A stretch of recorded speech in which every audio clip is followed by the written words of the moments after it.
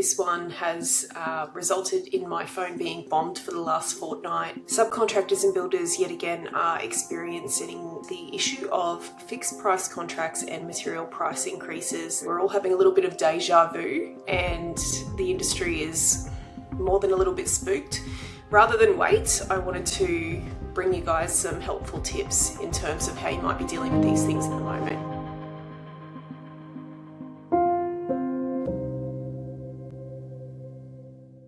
Hi everyone, thanks for tuning in to the Subbies Toolbox Podcast.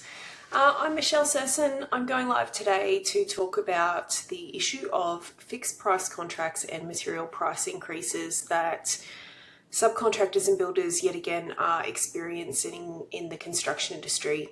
So we had other content planned for our podcast episodes, but this one has resulted in my phone being bombed for the last fortnight, with all the issues starting with fuel, but now the scope creep on the price increases creeping into materials, and lots of suppliers are sending out letters now. So we're all having a little bit of déjà vu, and the industry is more than a little bit spooked. It's really disheartening to see this happening again so soon after COVID, and it feels like we've just got back into some semblance of normalcy when it comes to contracting after COVID, and everyone's sort of let their guard down a little bit in terms of these fixed price contracts, thinking, maybe that was the 1 in 100 flood, but now it is absolutely happening again. So rather than wait, I wanted to bring you guys some helpful tips in terms of how you might be dealing with these things at the moment. So I've got some notes. I'm going to bring them up as I'm talking. Now, in terms of the ways in which you can protect yourself, there's sort of two categories. There's contracts we're already stuck under and contracts we've already signed. And then there are future contracts that we're signing and other deals that could yet still be done, and how we would protect ourselves with that. But it's not a simple thing to write rise and fall into your contract, or to be able to just put up the price as we go. And that's because in construction, we don't often use cost plus contracts anymore. And in a big way, that's because industry standard on a cost plus contract is seen to be 10% in terms of profit. And that really isn't sufficient in this day and age to be able to run a business. And it's not a proportion amount of profit or a viable amount of profit for you to take on the risk of construction contracts in the first place. So there is this urban myth that industry standard for percentage margin should be 10%. And I want to just sort of normalize that in terms of back in the day when we had cost plus contracts, those cost plus contracts, your overheads were part of the cost plus portion. So things like fuel and expenses to be able to show up to work were included in that cost plus portion. So you were proportionately compensated, and that's how that 10% busted out to be what you would make on the job. The issue being that lawyers got their mitts on these contracts and have doctored them so that the cost plus portion now includes preliminaries, on and off-site overheads, administration, attendance, sometimes even supervision. And so they've really cut the guts out of what the parties downstream are able to make under a construction contract. The other thing I want to preface this chat with is that we take such big risks in construction. There's a whole lot more risk that we take in construction than we take being a florist, for example. The ongoing liability, defects liability periods, the qualifications needed to have a construction company in the first place, and then the likelihood that you're going to be sued is exponentially more in construction than it is in other industries by and large. It's not as easy to get out of businesses in construction, because once you're on the hamster wheel, you're sort of caught up in this carousel of having to keep trading forward to be able to pay historical bills in the past, and to manage defects liability periods as well, where chickens might come back to roost from prior jobs, but we need to still be around with the doors open to still trade. So don't want to go too much down a rabbit hole about that, but I do want to preface this by saying that we're not working in the normal arena of business. It's not as if I've got an Amazon stall and I'm sending pencils to somebody. There are high stakes in construction, no matter which way you slice the pie, and it's exponentially amplified by the contracting hierarchy and the way that we try to pass the liability down to the downstream parties. So in terms of what you can do with your current contracts, this is going to be a case-by-case basis. You're really going to have to pull them all out of the drawer and look at every single one of them. It's very unlikely that you're going to be entitled to rise and fall under the contracts. That's something that's incredibly difficult to negotiate into contracts, and I should know I negotiate about 120 contracts every year for the last 8 years, and it's not something that people are prepared to sign subcontractors or downstream parties up to, because they want certainty around what it's going to cost to engage you in the first place. So rise and fall clauses, let's park that for the next portion of the chat, where I'm going to talk to you about what you can do moving forward. But a lot of you may have signed contracts called standing offer arrangements, umbrella agreements, period contracts, master agreements, master subcontracts. If you're being given work orders rather than a project by project contract, you need to go back to the overarching document and see if you've got the right to decline a work order.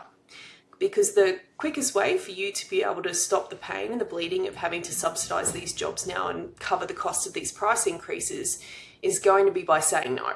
Saying, I'm sorry, I'm just not going to be taking on that work order. I'm not going to go broke fulfilling that work order for you. Now, you need to have the right to decline a work order or a purchase order before you say that to them. And this is why I'm really emphasising you need to be looking at this on a case-by-case basis and getting advice about it. So if you've got work orders that you can decline those moving forward, or decline them unless you can get these new terms put into these contracts, because your overarching work orders, there's a good chance that many of you may have been signed up on rates that are fixed for the duration of your period contract. So we had that with a subcontractor in our Toolbox membership last year, where they were working on the Sydney Metro Tunnel and they were doing carpentry, and they'd signed up to a schedule of rates contract back in 2019, and then the contractor pulled it out of the drawer back in 2024 and directed them to go back to work on 2019 rates. So those work orders, or those very long schedule of rates contracts that you might be fixed and locked into a rate, those are the ones to get a hold on quick smart. The other thing to look for is what off-ramps you might have under your contract, because in crazy times like this, say for example, and guys, I don't have any finger on the pulse knowledge that this is going to happen, but let's just hypothesize together. If we were to run out of fuel, or if the government was to say that only essential projects or essential services were able to use fuel and no one else was allowed to do business, everyone just had to shut down for a period of time until we could resource the country again. If that were to happen, it's quite likely that builders and developers might not actually formally suspend work under the contracts. They would just do nothing and see if the downstream parties could work out what to do. And in your contracts, there's a good chance that there's going to be clauses that talk about your non-exclusive access to the site and the period of time that you are able to, that the upstream party is allowed to not give you access to site before you can do anything about it.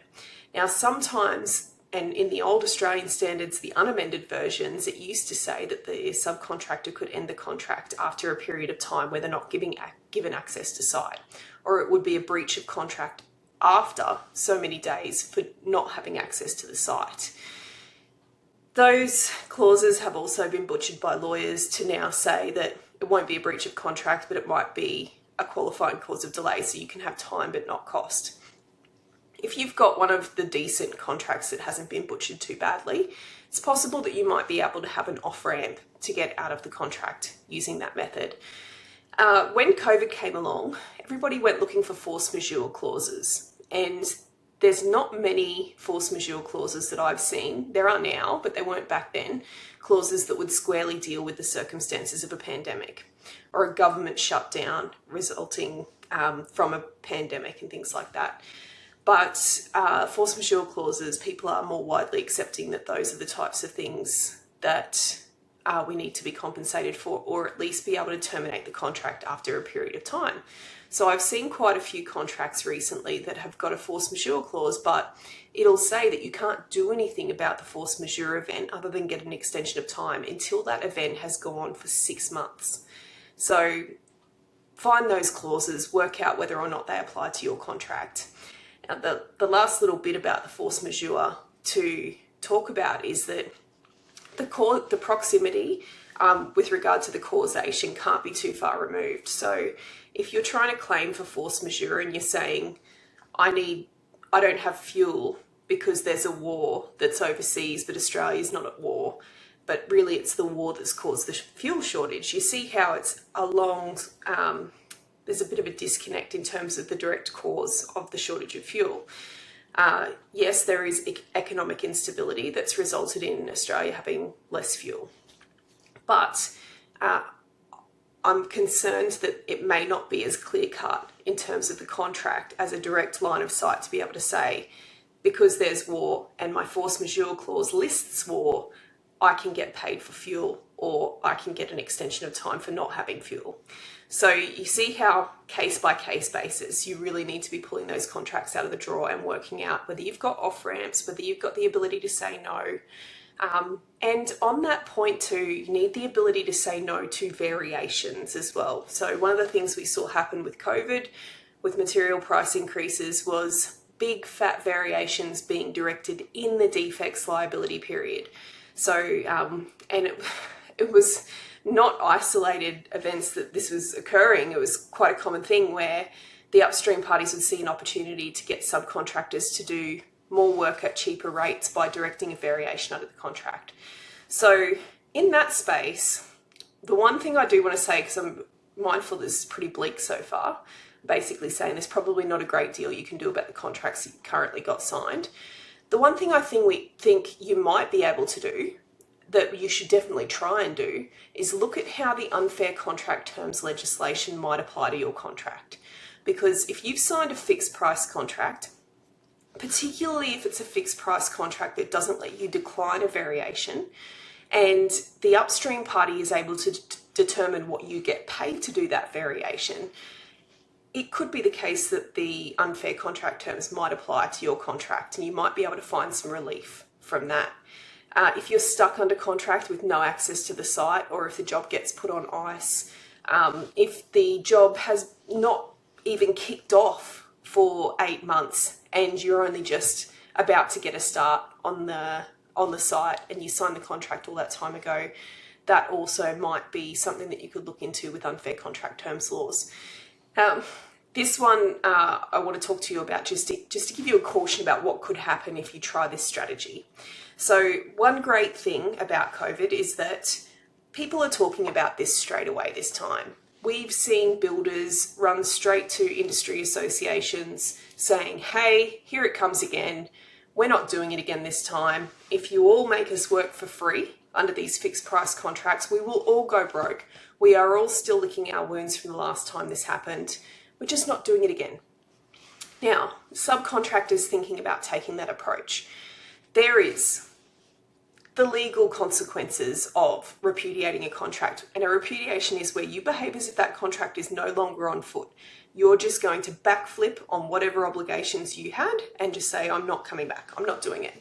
And I empathise with people who are stuck under contract who might be thinking, well, if you're going to send me broke anyway, I'm not giving you the benefit of the work. And there's this old analogy that you often see in gangster movies where they will hold a gun to somebody's head and tell them to dig their own grave. And I think that's really similar in this circumstance where if they're going to kill you anyway, why would you dig the grave? Just make them dig the grave themselves. So there's definitely some common sense logic around that strategy. But the concern is that if you say to the other party, I'm just not doing this for you, I'm just not doing it for you, you need to understand that there will be legal consequences and quite possibly that you could have your contract terminated for breach, or if you've repudiated the contract, they could terminate, engage somebody else and then sue you for the cost of having somebody else do the work. So there are legal consequences of just refusing to go back. That said, if your decision tree is, I won't survive this anyway, then you may need to make a commercial decision about what the right path is for you. But current contracts, case by case basis, you need to be getting advice about this. Now, and just one last little thing about current contracts on foot is a word of caution about having good bloke conversations on email, or even crying poor on email, making comments in writing about, nobody's going to be able to survive this. You need to be very careful about what you put in writing at this time, because it could be that you do what's called an anticipatory breach, where you tell somebody you're about to breach the contract and they say, okay, that's enough, that's all I needed, I'm engaging someone else. But also you don't want to trigger what could be construed as an insolvency event under your own contract, and then you could be terminated and your retention could be taken as well. So definitely get some advice about current contracts on foot. Now, future contracts, first things first, don't rush into signing them. Stop and think, whose urgency is this? If it's not your urgency to sign up to the contract, your job's not starting till August, and the builder's hounding you to sign the contract this week, there's a good reason. So sit back, wait, because the likelihood you're going to lose the job is quite slim. Anybody else who's going to price it at today's rates is going to be factoring in this, and it'll be a new conversation. And if you choose to hold your price based on a tender that's a few months old at the moment, then you can make that commercial decision. That deal's probably not going to go away for you. But the other thing that really concerns me is if you're signing contracts that are going to go for a long time, this month, even in the next 8 weeks, just cool your jets. See if you can get on as a purchase order to do some early works, or have a separable portion where maybe you just do one tower instead of the second tower as well. See if there are ways that you can break up your scope so that you don't get too committed too far in advance, would be the first thing I would say. So strategies for writing in the ability to increase prices under fixed price contracts for the future. One great thing is to have separable portions where you have the ability to reprice.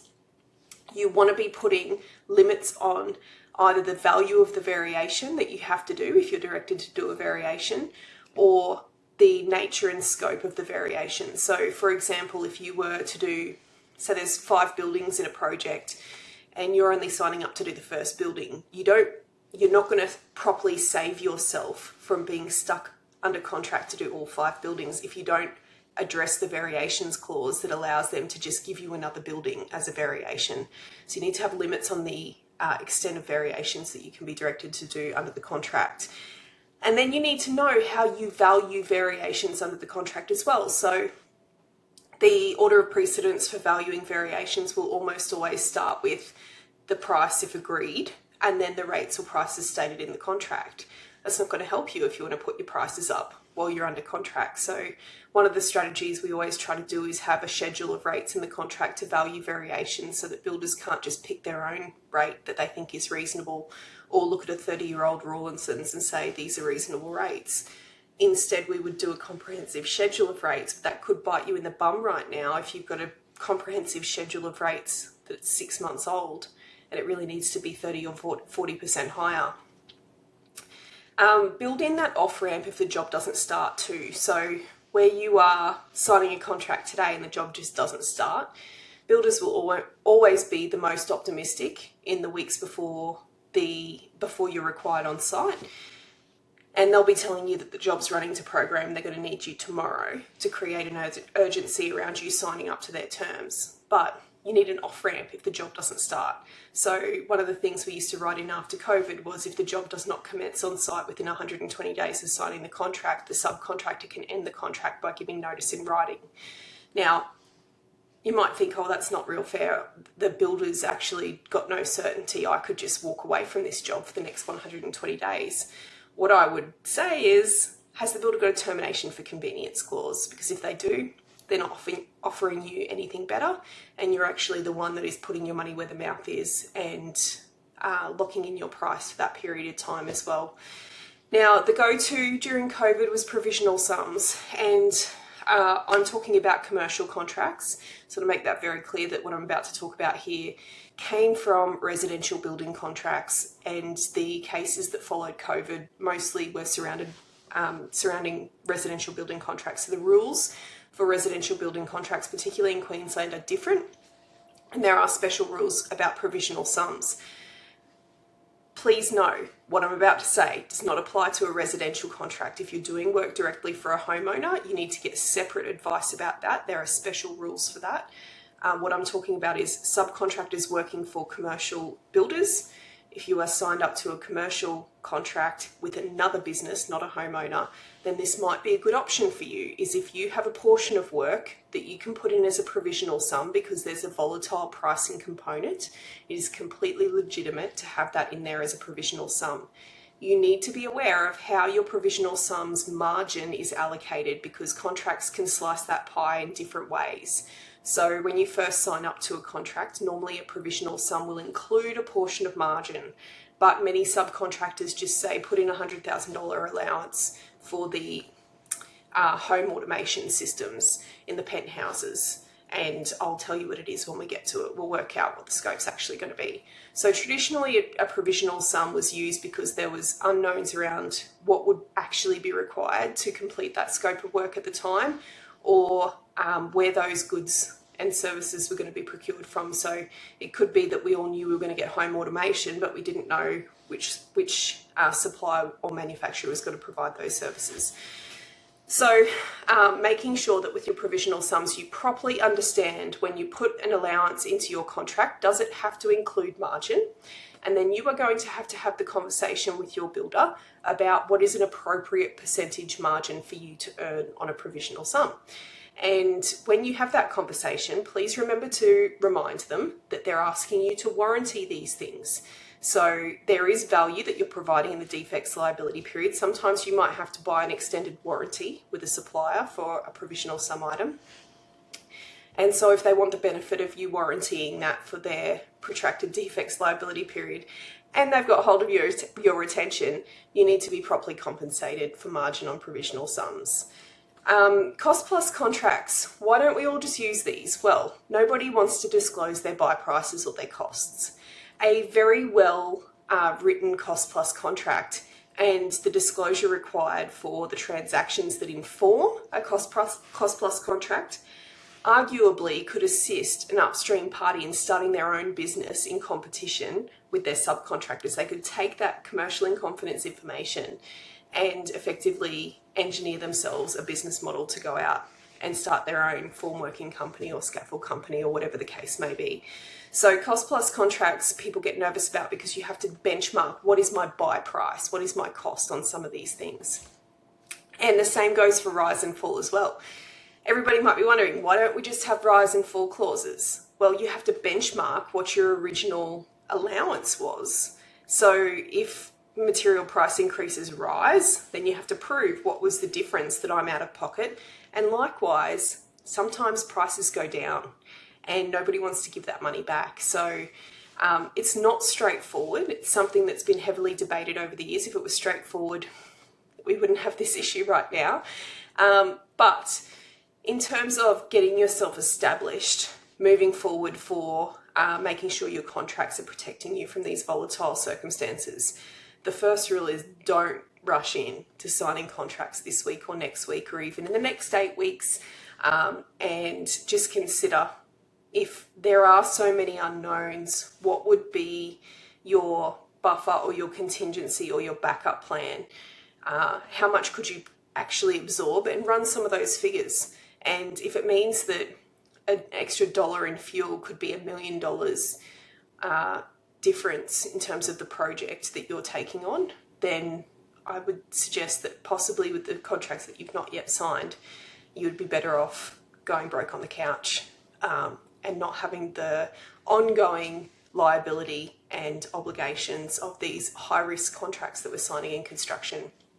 So this is something our Toolbox members have been talking about for the last 3 weeks in our Q&A. We've had trades from all different contexts asking this question. So form workers saying, hey, I'm buying ply. How would I do rise and fall? How would I get that into my contract? Versus piling subbies who are saying, what am I going to do about this cubic meters of concrete business when we make an allowance for the depth of the piers or the piles? We've got plasterers who are getting price increases from all of the suppliers who like to run on this. We've got roofing and cladding subcontractors who likewise are getting manufacturers are sending through all of their price increases as well. So the strategy that you will need to put in your contract is going to be trade specific, because it's going to really come back to what are the things that are my high risk buy items. If it's fuel and that's actually consumable and you can't prove that the tank of fuel that has gone up in price actually went to that project, it's going to be much more difficult for you to be able to write that in as a provisional sum. And in fact, probably a waste of everyone's time. But if you're the type of subcontractor that actually has a fuel tank on site and you can prove, because your bulk fuel supplier took a truck to the site and gave you a docket and proved that they delivered that fuel to that site, that might be a really good way for you to handle that. So, look, that wraps it up for today. Hopefully it's been helpful. I am mindful that many of you, if you're watching this, might be thinking that actually leaves me with more questions than answers. Part of the reason I got onto this topic today is because I've been doing up a guide for our Subbies Toolbox members with copy-paste options for when they do their contract negotiations, so they can actually articulate to their builders why they need these things in their contract and the wording that they might need for certain clauses in the contract. So it is something that I would say you're not alone. And I've also spoken to some very big builders in the last 2 weeks who have told me that they are having these conversations up the chain as well. So I think I don't want to be too doomsday or Armageddon about this situation, but it's too soon after COVID. It does seem a bit like a reset to me. And I don't think that builders or upstream parties are going to walk the plank like they did during COVID. The issue that we had during COVID was that everyone was too scared to say anything in case somebody pointed the finger and accused them of going broke. Everybody now seems to be just going, yeah, well, duh, that's what's going to happen if no one does anything about this.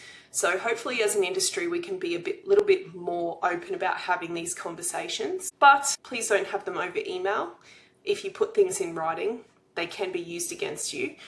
Even if you say something orally, please always assume that you're being recorded. And you can have candid hypotheticals, conversations about different scenarios and still raise an issue. But if you're going to have a conversation and go to an upstream party, please do it on a without prejudice basis. And get legal advice before you do, so that you don't go in and start your negotiation with a bit of an Achilles heel and put a target on your back. So that concludes today's podcast episode. I will see you back here for another episode. It has been an absolute pleasure. Hopefully you got something out of today. Thanks for sticking with me to the end of my podcast today. If you could benefit from a community of values-aligned subcontractors to manage your builder's contract and get paid on time, head on over to www.subbiestoolbox.com.au and check out our Subbies Toolbox membership. The Subbies Toolbox is not just a library of templates and resources. The real magic happens amongst our community of members, where we provide a safe and moderated space to share commercial street smarts and lessons learned from everyday struggles that are unique to commercial subcontracting businesses. So until next week, stay safe and get paid.